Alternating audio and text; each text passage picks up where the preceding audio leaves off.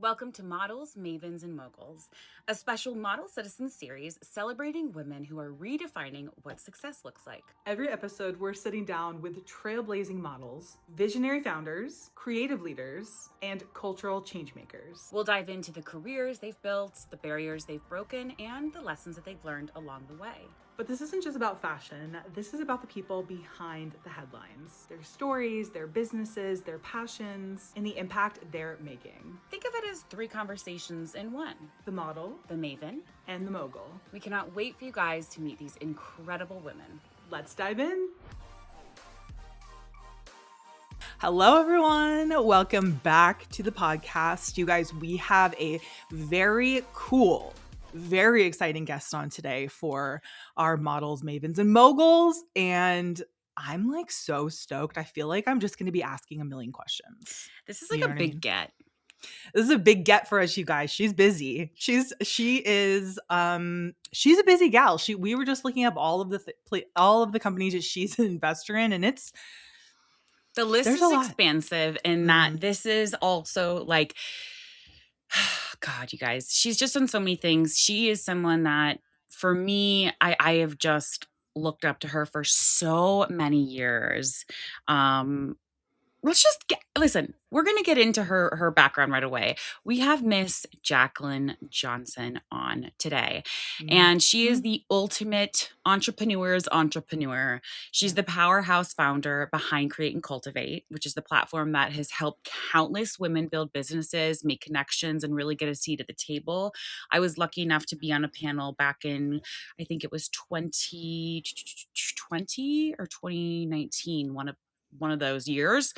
But not only that, she built it and then she sold it, and then plot twist, she bought it back. So we're going to unpack all of that. And because one empire wasn't enough, she's also the founder of Cherub, which is a platform really opening up the traditionally very exclusive world of angel investing. And she's really giving more people the opportunity to become investors and owners. And the thing about Jaclyn is that her story isn't just about business. It's about ambition. It's about reinvention, divorce, finding love again, figuring out who you are when the thing that you built no longer defines you. Basically, she's lived about 9 lives. And today we are so excited to crack into those lives. We have so many questions for you guys. And don't worry, because a lot of the things that we are going to be asking her about investing, we're going to be asking her to explain it like we're 5. So without further ado, let's welcome our guest, Miss Jaclyn Johnson.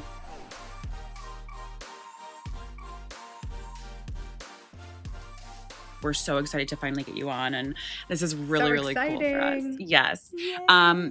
Okay, we always start out with a few icebreaker questions, and then we have a fun little game before we dive in. Okay. Sounds great. Okay. Love it. Okay. What is most Aries thing about you? When's your birthday? I mean, I am 27. Okay. So I'm like a quintessential Aries. Like I check all the boxes. So I would say I'm like the most Aries are Ram. So it's just like go and do. And I'm such a go and do. Like I don't think twice. I don't ask too many questions. I like 80% it and I'm like, just start it. Like, let's just get it done. Love it. They're always very like, I think Hunter's best friend is Aries and my best friend's Aries. Like we are so like we just vibe surrounded so well. by the Aries. Yeah. I'm a Sagittarius, so like I love that like fire, like that independent, like that go spirit. So I love and that. Taurus That's here. Like, I don't know why I have Taurus. I have a lot of Taurus, like Moon, Taurus, whatever. So I love that felt too. that, which is why it's funny. I don't even know why I thought you were. Obviously, hey, investigative. I feel like that's a compliment. Yeah, honestly, I do. I feel like that's a compliment. No, Anderson Cooper could literally never. The investigative journal, boots on the ground journalism. Yes. Journalism here. Okay, Jaclyn, what is one thing you are currently obsessed with that has absolutely nothing to do with work? Okay, I would say traveling. I've been on this like crazy travel kick. This year alone, I've been to Marrakesh. I went to Croatia. I went to Cannes. I've been to Italy. I've been on like like Eat, Pray, Love. Yes. Where in the world is Jaclyn Johnson? I love it. Where was your favorite place? Ooh, no, not by myself. I've gone with friends and things like that. I will say my favorite.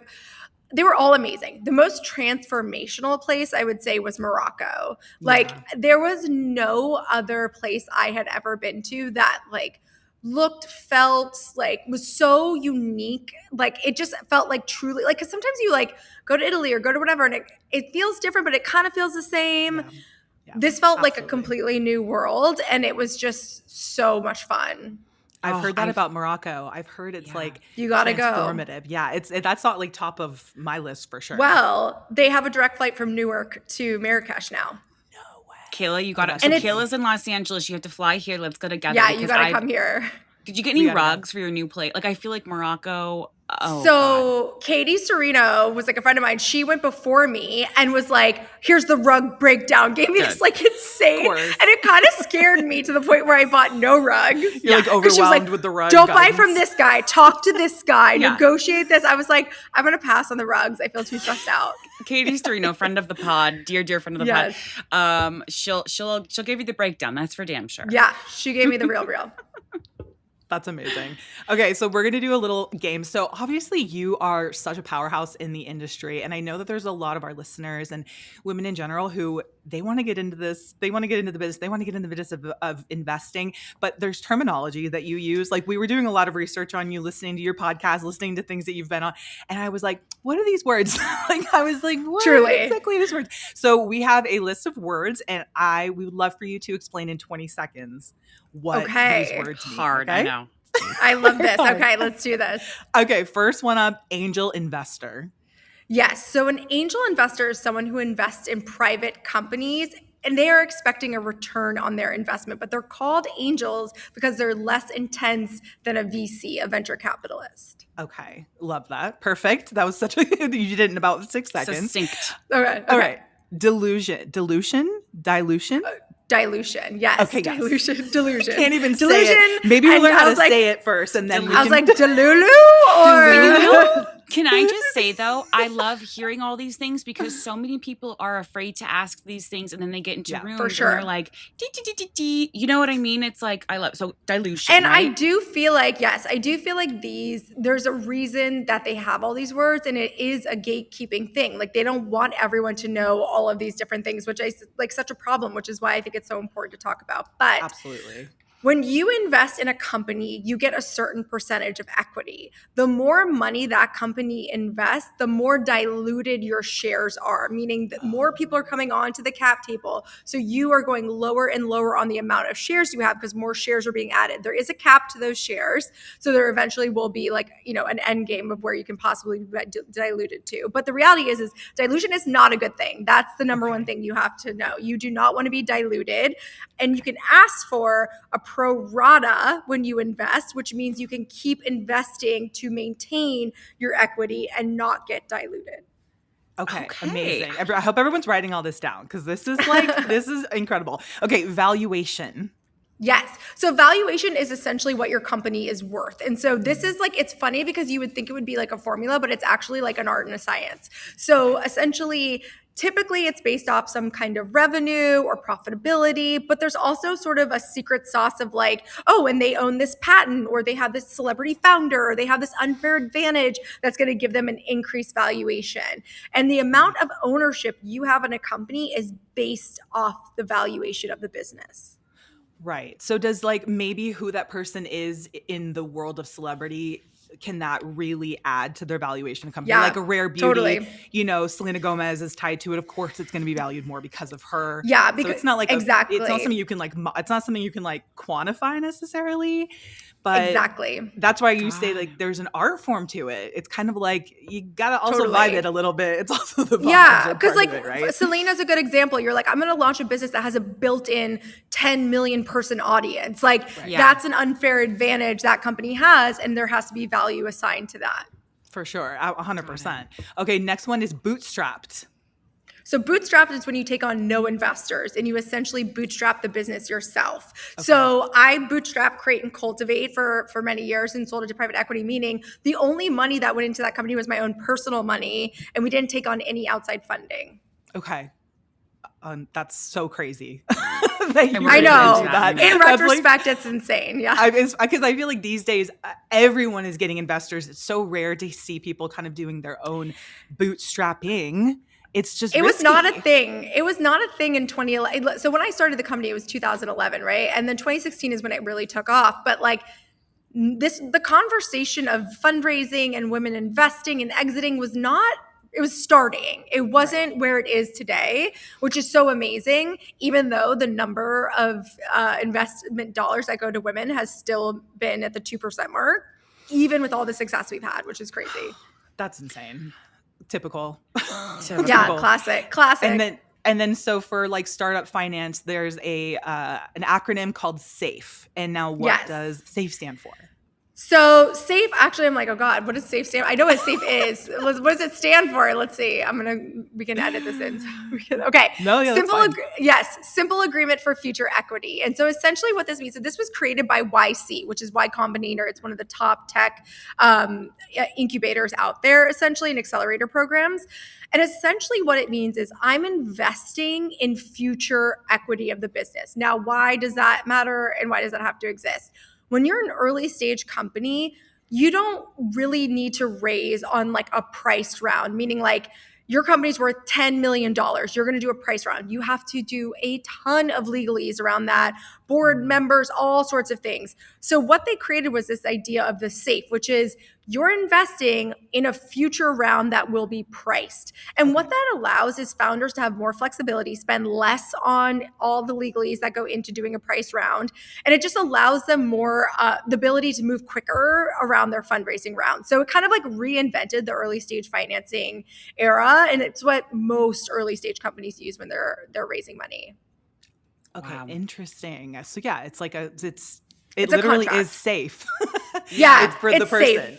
Yes, exactly. It's safer for everyone. Yeah. Right. No, that makes so much sense. Okay, you did great. You Thanks. that. I was like, 10 out of 10. I know we're 10 not out going of to 10, do Jaclyn. we're not going to make you do too many, but I felt like those words I kept coming up, and You're so like, we're like, okay, what's 15,000 divided by 27? I'm like, We're like, come on, you know this. I'm like, come on, business, come on, let's go business. yeah.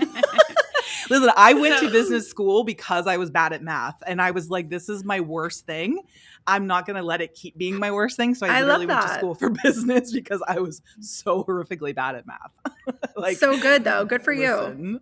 I love it. Jaclyn, I want to take it back a little bit because I was reading that you actually got fired at 23 after moving across country you worked in PR. That's crazy. So is that kind of the thing that tipped off this entrepreneurial spirit? Because Cultivate actually wasn't your first business that you had created and sold. Can you tell us a little bit about that? Yeah, so it definitely was. I think I grew up with small business owners. So my parents co-owned a small business together. And I think I almost had like the adverse reaction to entrepreneurship where I was like, I want stability. I want like benefits. I want like all these different things. So like I really was like, okay, corporate. And what happened was I started to realize like my working style, my personality, all of these things do not mesh well with a corporate environment. I like to move fast. I like to break things. I like to launch things, do things. And they're like, no. Right. So I go to LA, uproot my entire life, start this job, and essentially get laid off, fired, if you will. Like basically, they told me I was not a cultural fit for the company. I was like, perfect. You're like, I'll buy you guys one day.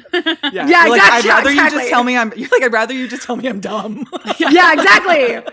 Like just fucking let me go. Yeah, God, like, let me go. but like big mistake, huge. But honestly, I do feel like it was the best thing that ever happened to me. I ended up basically living in a city where I didn't know anyone and had to start like freelancing. And that's what kickstarted my first company, which was called No Subject. And it was a marketing events and influencer blogger back then agency that worked with different brands to host events and work with talent and all those different things. And so that was my first foray into entrepreneurship. And what year was that that you started that? That was 2009, 2010. No, that's so crazy. That was not happening at the time. No, like, I know. The blogger was just becoming a thing at all, you know? So like, it's so interesting because I had a blog. I don't want to brag, But in 2005, You better work, girl. You better work. Early adopter, the house down boots. Like, No, like literally. wow. The vision. there was like happened 6 of us on the internet, literally. And we were like, hey, but this was like the era when it was like, so it was .blogspot.com, like OG, but it wasn't like OG. of me. Like that didn't exist yet. So it was like collages of outfits, playlists, like it was like a, you know, like a live journal basically of my life as like a 20 something living in New York. Tumblr, yeah. Exactly, pre-Tumblr, Oh, yeah. but like kind of Tumblr-esque. So anyway, it went viral essentially, and it got a lot of press. So like Teen Vogue wrote about it, and then Elle magazine wrote about it, and like it kind of took on this life of its own. Long story short is I get signed. I'm like the second talent signed to DBA, who had just launched and was like, we're launching like a, you know, not creator at the time, they were like a blogger talent agency. And so I was like, sure. So I signed on to that and basically moved to LA, going through this. DBA is like, you know, happening. I'm getting brand deals, but like, you know, very OG, like old school brand deals. But I realized like there's such a missing link between the blogger and these agencies and brands, because they were like sending press releases to us. Like, I don't know if you remember that era, but like they just kept sending press releases to bloggers, and I was like, what am I gonna do with this? No, like what do I say? What do I talk about? Like what do I do? And like it wasn't like, let me give you product. Like so I was like, I think I need to like get in here and like, you know, be the one that bridges the gap. So we were very early to that world. Wow, Did I you feel and like DBA every influencer should give you a big thank you, because that really like, no, truly, because people say the influencer world and content creation, all that is the Wild West now. Imagine it back in 2009, 2010. Like people probably laughed at you and said, No. you think you're going to sit there and just you're a talk what? about You're things doing and get what? paid? Yeah. 100%. Like no one, there was a few brands that I think were really ahead of their time. One was MAC, like MAC. So MAC Cosmetics was a client, and they were like, we want to talk to all of our artists. We were on forums talking to their artists, like doing all sorts of things with them. So that one was really early. And then Blue Fly, I don't know if you remember them. They were a client, but they were like Net-a-Porter, like Outnet, whatever. Yeah. But they were great too, and working with like bloggers and like linking product and like things like that. But again, everyone was like, what are you talking about? Like we were launching people's Facebook pages. Like that's how long ago that is.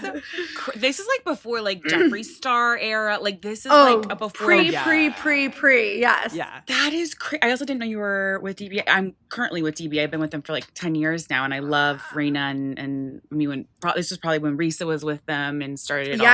That is, I had no idea, Jaclyn. This is like Raina was my business partner on Create and Cultivate. A lot of people don't know that. We love Raina. She's the best. So funny. When did you sell this business? And how would you tell how much you sold it for?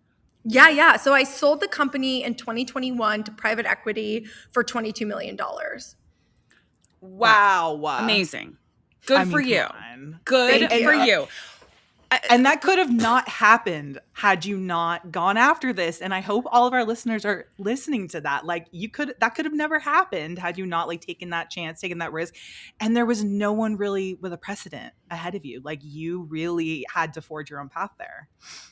There was no one like us for a very long time. And I think that there's benefit to being the first. And then there's also like, you know, negatives to being the first, right? Because you're figuring it out as you grow, you're doing the thing. But, you know, I think we really reinvented the category when it came to conferences that looked, felt, and spoke to millennial women. And now obviously Gen Z women as well. Right. It is like a huge party when you go to a Create and Cultivate event. And the thing is that so fun. It's almost like it's hard to even explain because, I mean, I haven't been to one recently. The last time I went was when I was on the panel. And then I know you sold it and things kind of dissipated. And then you bought it back, which we'll get into in a second. But I remember going and being like, this is something where I would fill up my journal because it is information, it is opportunity, it is doors that are open that you would never otherwise get anywhere else ever. And the people you were able to get, how were you able to get so many people? Was it just because it was so like grew so fast because there was so many celebrity. There was people of all different types of background. Like, how were you able to secure that?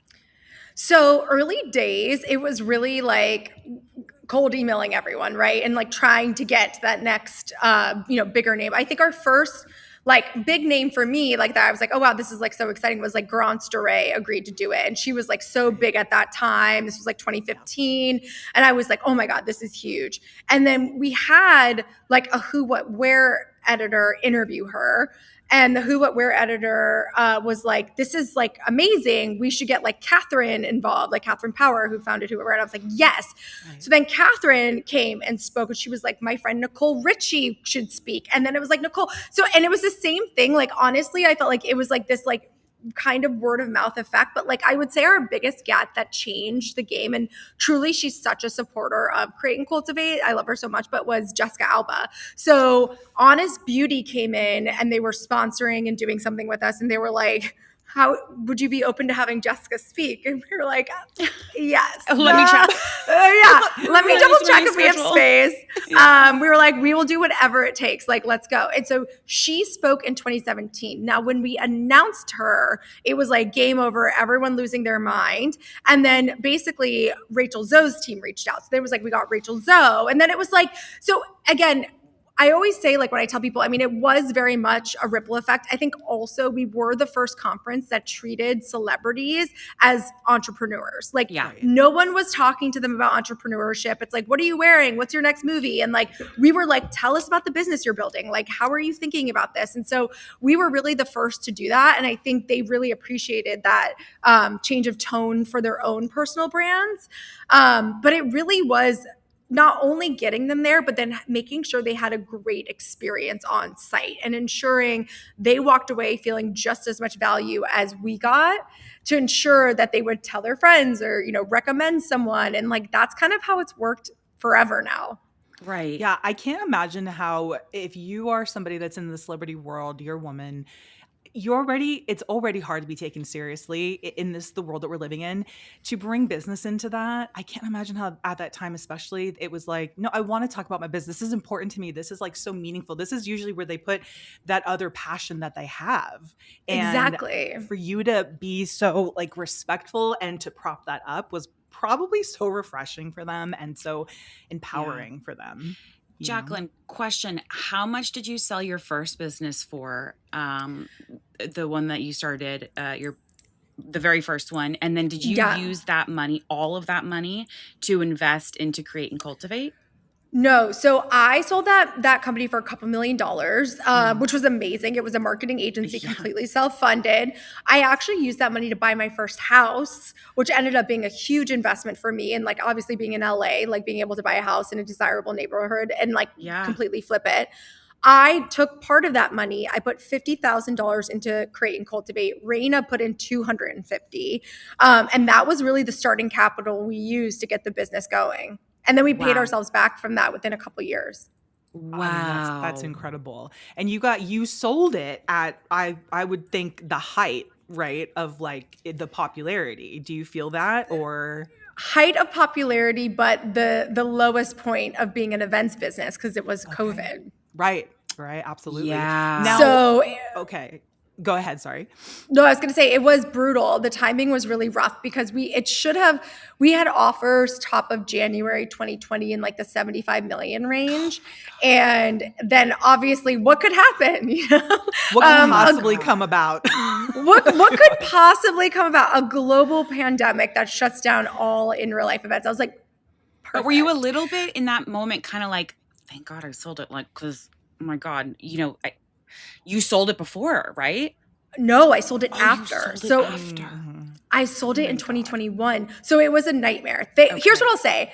There was a little bit of thank God, because truly I was like, I don't know if events are ever coming back. Like it was that time where the world was so weird. Like I remember there was this like one person interested in buying it at the end of the year. I had to fly to Arizona and people were wearing like ski masks on the plane with like toilet paper roll. Like I was like, what is happening? Like, what are we doing? God. I was like, I got to sell this thing. Like the world is like ending. So in some ways I do feel very grateful. We were able to end the year successfully and like keep the business alive and actually growing. And so we were able to exit in a way that felt like good for me, to the point where, again, I was like, thank God, given like what's happening. But at the same time, and it's less about the money for me. I think though it was more about the story we were going to have around that, because I think it was like a really important narrative to show a bootstrapped company that like literally that VCs would laugh at when I would talk about building like a conference for women. They'd be like, cute. So I think like having an exit that in the 75 millions would have been incredible for the culture, if you will. But like at the end of the day, I was very happy with the exit.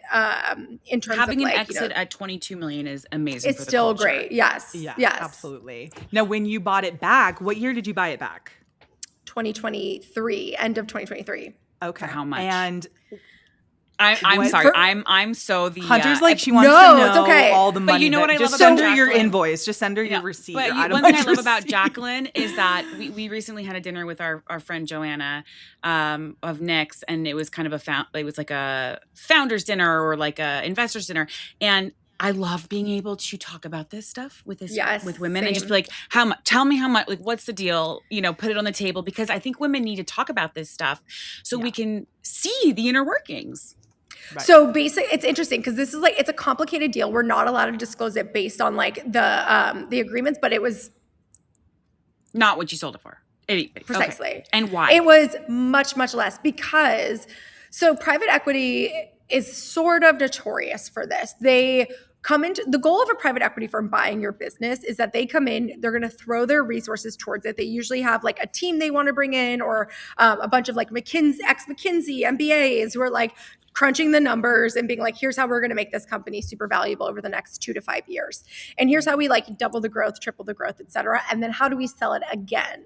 Like that's the goal, is the second sale.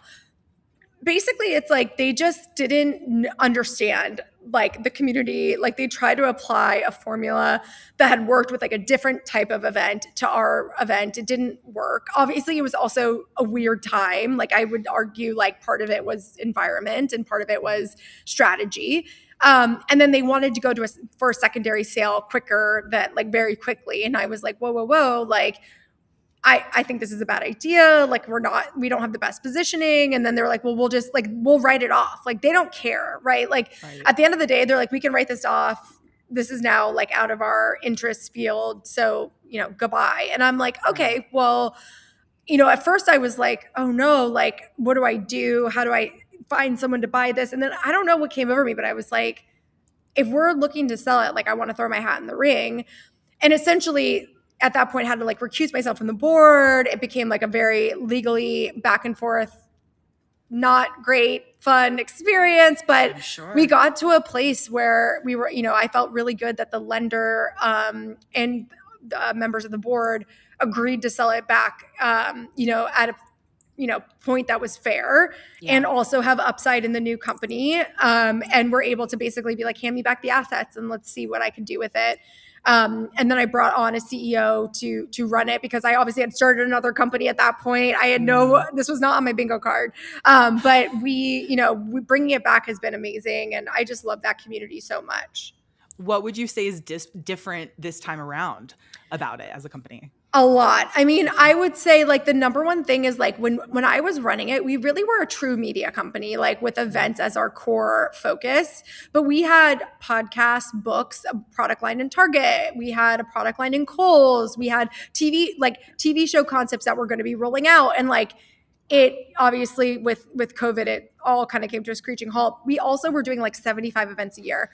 When we came back, we were like, it was a lot. We came back, we were like, okay, like that was unsustainable, but what are we doing sort of differently? And so we decided to go in the route of this like festival concept where we do small events throughout the year, but really the North Star of the business is this large scale festival, Coachella for career women, like building out this like must go to event for every single type of ambitious woman, whether you're a corporate girly, raising money, an investor, a creator, like there is space for you. And we really just provide them with all the value of panels, connection, networking, and fun.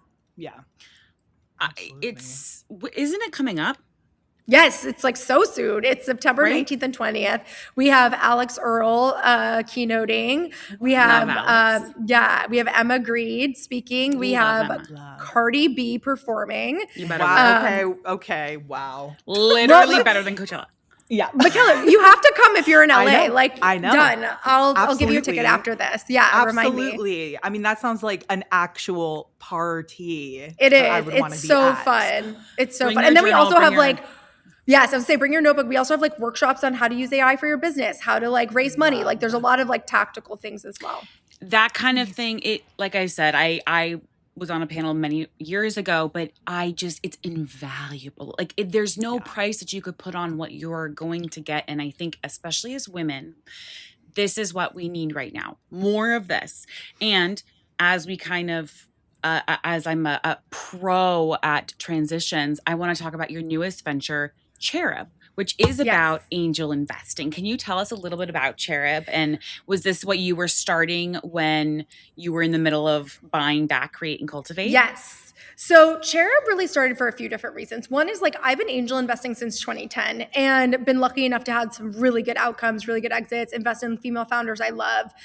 And it really has been a gate kept for the few, not the many type of experience since I've started.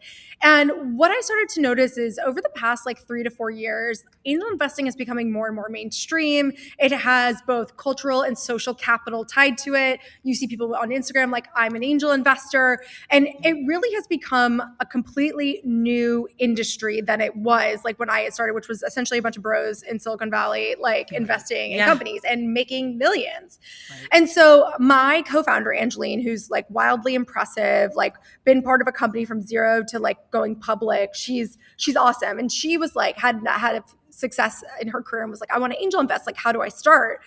And I kind of had no good answer for her. I was like, I mean, put it in your profile. You can like message companies. I'll send you stuff I get. And she was like, this can't be it. And you kind of realize there's this massive discovery issue, right? Like there's all these really cool brands that are launching, need investors, and there's no deal flow. Like there's no way to get access to that information. If you're like, day one, I want to start angel investing, it's like, okay, now what? Yeah. And so we built Cherub to solve that problem where we connect angel investors and founders using criteria that they match on. So essentially, if I'm interested in female-founded companies in CPG, I get surfaced up deals that match that criteria. If they're looking for exited founders, creators, I will be surfaced up for them in terms of being an investor. And what we're launching next month, which I think you're coming, Hunter, to our event, is a creator profile. So now you'll be able to match with creators and celebrities for both sweat equity opportunities, co-founder opportunities, or investment opportunities. And so we've seen this massive influx of creators on cap tables, Alex Earl and Poppy, like all of these deals. And yet like there's no way to do these deals. It's so manual. You have to find someone's email, negotiate that, educate them on it. And so we are closing the gap for education and discoverability with Cherub. You're the resource that you needed when you were 21, instead of cold calling, instead of doing all of this. And I always think that that's the best you can be, is the person that you needed when you were younger, right? Yeah. And I'm proud to say like over $11 million has been deployed to founders through Cherub introductions. So that was like $11 million sitting on the sidelines, right? Of people who were like, I want to invest. Where do I invest? And so we've really just been able to like, get this off the ground. And so we're excited for what's next. And the goal is to get great founders funded that also sits outside the VC ecosystem of just like funding, frankly, like white dudes that went to Stanford, So how do we start getting more women funded, more people of color funded? And really like it's that discoverability index, because so much of fundraising is built on your network. And if you didn't get your MBA or you don't live in San Francisco, like that can be so limiting. And so we really are excited to open that up. So if a woman came up to you today and she said, I want to start investing, is Cherub the first place that you would send her? Would you say go here, or is there another step before that you might recommend? Like, what would you recommend if Well, someone wants to get involved? first, I would say, are you an accredited investor? So there are some stipulations around who can invest.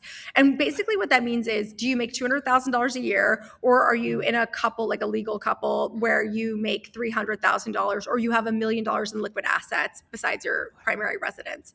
So that's like the threshold the government puts into place. So that's like number one. Number two is, I would say, start small. I think the biggest misconception around angel investing is that you have to invest hundreds of thousands of dollars. Like I've invested $2,500 into some of these companies. It really can be as accessible as that. So, companies I believe in, I would say typically I'm like 10 to 20K. Like that's where I sit. And I invest in a lot of different companies and I see who's performing and then I double down on those investments that are doing well. So almost treat like your angel investing as your own little mini fund. Even if you have $10,000 a year to angel invest, you can invest in one company, you can invest in 4 companies at 2,500. Treat it as your own little fund. Use it to learn, though. I think that's the biggest thing, is like part of the reason I angel invest is I get to learn so much from these founders of like what's going on in their company, how it's performing, how I can support them. Like all of those things are incredible. And also it adds social capital to your portfolio, meaning especially when I was investing in the early days, I invested in Away, I invested in Chill House, I invested in Live Tinted, I invested in all these companies with founders I wanted to be part of Create and Cultivate. So for me, the investment was obviously to support their business, but also opened up a relationship to me that was invaluable to my company. So it has multiple different kind of meanings to it, but I think it's a great way to diversify your own investments. Okay, I have questions. Is Cherub, the companies that go on to Cherub, are they vetted before they go on? So, or do they have to, is it anybody free for themselves to say, hey, invest in us? Or what do they have to show in order for someone to invest? Yes. So there's not a quote unquote vetting, like we determine if you're a good or bad company. Like we don't do that because it's really up to the investor. However, you do have to fill out your profile in entirety to be added to the database. And the profile is extensive. So like you really have to be an insane scammer to do it. If you were going to be like you have to put together like a 5-year forecast. There's it's like a lot, right? More, so it's more like I worry than it's worth. Yeah. Exactly. And and for what? There's no money transacted on the site. So it's like, okay, weirdo. But we have amazing companies that are everything from like just starting out, early stage, pre-seed, up to companies like we just announced Dagny Dover on our site that they're looking for a creator only round. Awesome. We're launching Messy, Ali Webb's new hair care brand is going to be for creators only. We're super excited about. We had Little Love Dog, which is Kara Santana and Steph Shep's like new dog care line. So it really ranges like in the types of things. We also have a lot of like B2B SaaS and like hotels and restaurants. Like, I mean, it really is like whatever you kind of want. But we do make sure that you do your own due diligence, right? So you have to research the company, go through the deck, ask the questions. We do a ton of education on due diligence as well. And eventually we'll be rolling out features through AI that like help with the diligence process in vetting what you should be looking for in an opportunity. And I love that's so interesting. It's so great that it makes it so much more palpable, because I can't tell you how many times, years ago, people would say, hey, we're in the seed round and I was like, huh? What? I didn't know, like, I didn't even have a financial advisor. I didn't have any of that. So I was like, I don't know what to do. So it felt really intimidating and scary. And I think that is set up to be that way. Number one, I think they, totally. That's just how this society is let's intimidate women. Men usually, learn about this stuff, and it's usually passed down, that information from generations, et cetera, et cetera. And so it's nice to like break this barrier and be able to have these conversations and to have something like this available, and to also ask these questions and have a place that feels safe where you can do these and make these investments and open these doors and have these conversations.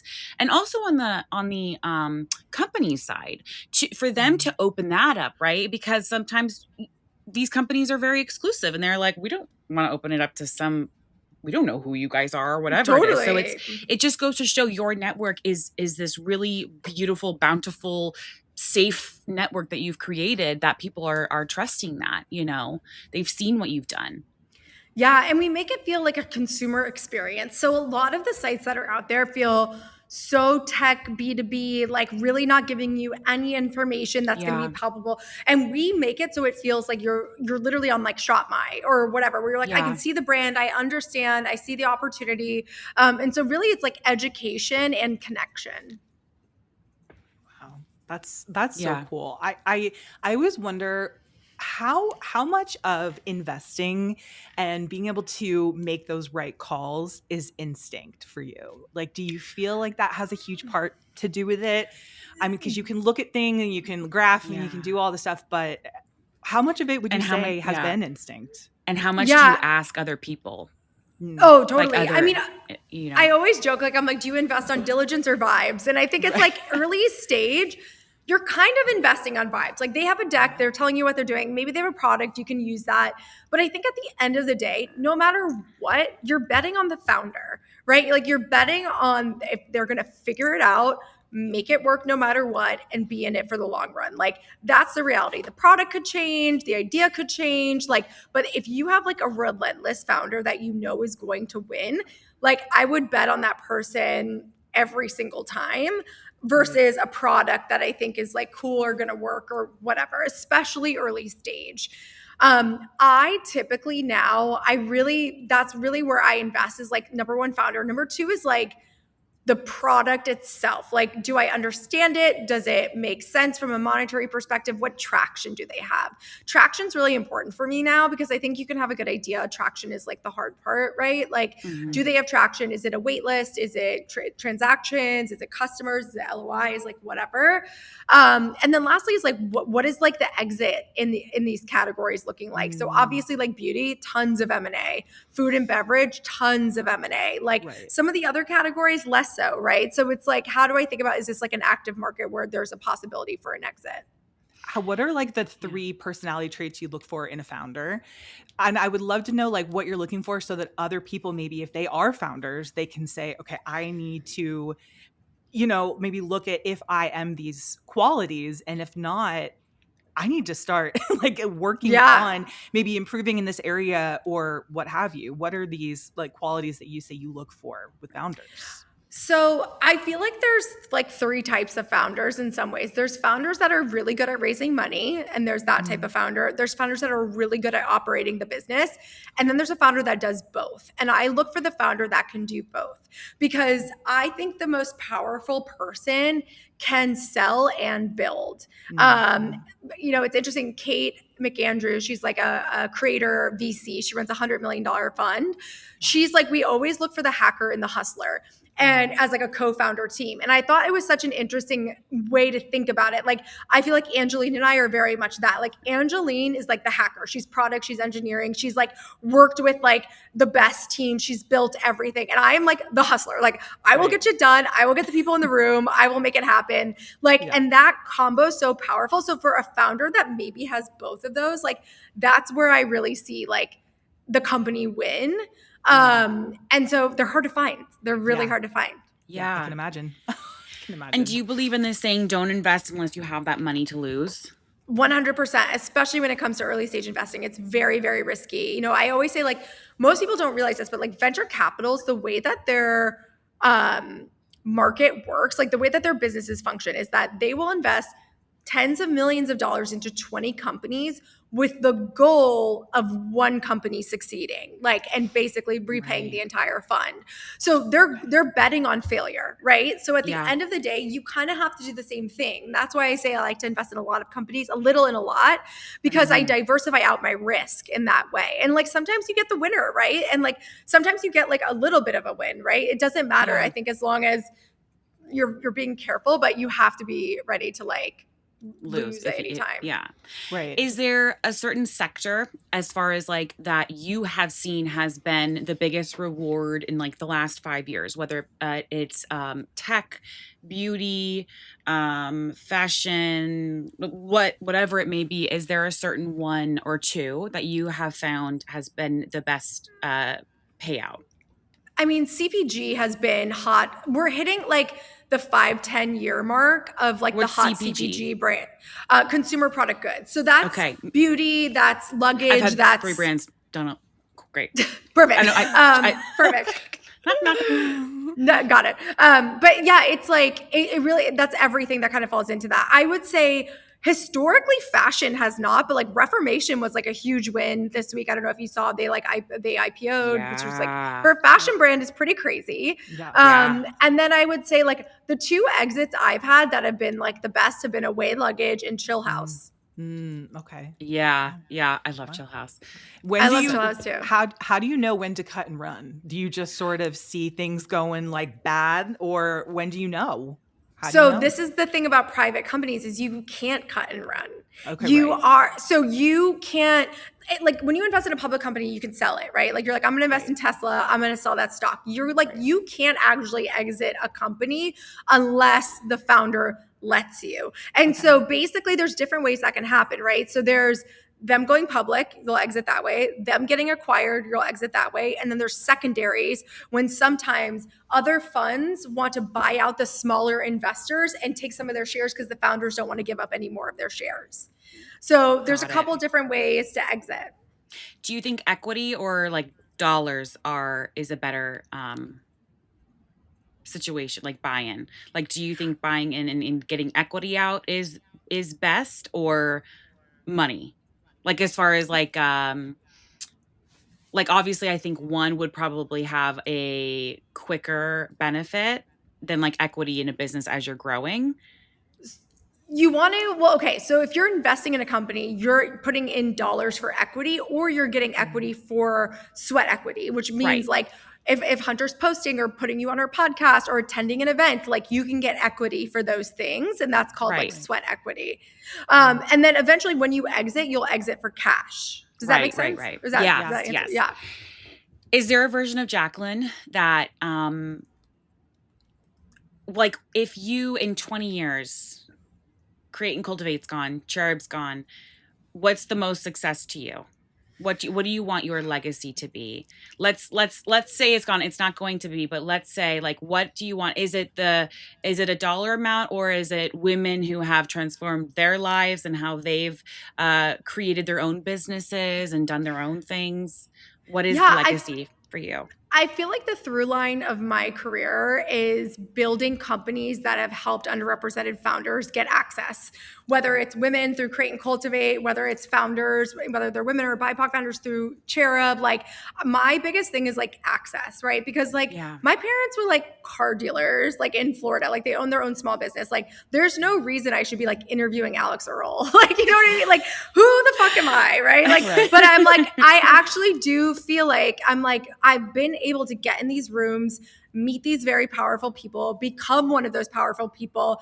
And I've seen the way it works, right? And my biggest thing is like, we can't just keep gatekeeping this. Like, let's figure out a way to open up the access and give opportunity to everyone and democratize the playing field. I think if people knew how much there is available, there would be less gatekeeping. I think Totally. maybe because it's like it hasn't been as accessible to women, we think that there's not enough, and that isn't the case. It's just being sort of blocked off from us. So it's like if you know how much is available, I think that's what this is. That's what Cherub is going to show is like, look at how much is on the table. You just said $11 million has been that was just sitting there, you know? Exactly. It's like getting people off the sidelines, I think is so important, and just showing how many cool companies and ideas and founders are out there. You know, I think there's a lot happening right now with AI and whatever, and like innovation feels very stifled, but I actually think if you get on Cherub and see all these cool companies, you'll feel very inspired. I'm forever in awe of you, Jaclyn. I always have been. Before you popped on, we did our intro view, and like I said, then there's some people that you meet in your life, and you you see their vision and you feel welcomed at their table. And I've always felt welcomed at your table. And I cannot thank you enough for that. And just what you're doing for women everywhere is so important. It's so inspiring, and it's what we really, really need right now. Just in this climate, just wins for women, and women who are opening doors, women who are saying the table is big enough for all of us, and let's talk about it, and let's scream it from the rooftops. So we thank you so much for coming on and for opening up this, your time to us, your knowledge to all of us. It just is so meaningful to us. I can't thank you enough. We can't thank you enough for coming on. Of course. I love you guys so much, Hunter. You've been like such a supporter for so long, so I so appreciate it. And I'll see you in, at the Cherub I event. know. I can't wait. Like a month And away. I'll see you in And a then couple Michaela, weeks. I'll see you at festival. Yeah, exactly. Absolutely. I'm going to bring my mom. We're going to come notebooks in hand. Yes, let's do it. It's going to be very fun. Yeah. And Hunter, we have to get you speaking again. We will make that happen. I would love. Amazing. Thank you so much. All right. Thank you so Bye, love. much. Thank you. Bye. Thank you guys so much for listening. You can catch a new episode of Model Citizen every Thursday. And please don't forget to follow the podcast so you don't miss any of the action. We want to hear from you, so please leave a rating and review and follow us on socials for all the behind-the-scenes action at Hunter McGrady and Michaela McGrady. And don't forget, you are worthy, you are loved, and you are capable of doing all wonderful things. Bye, guys.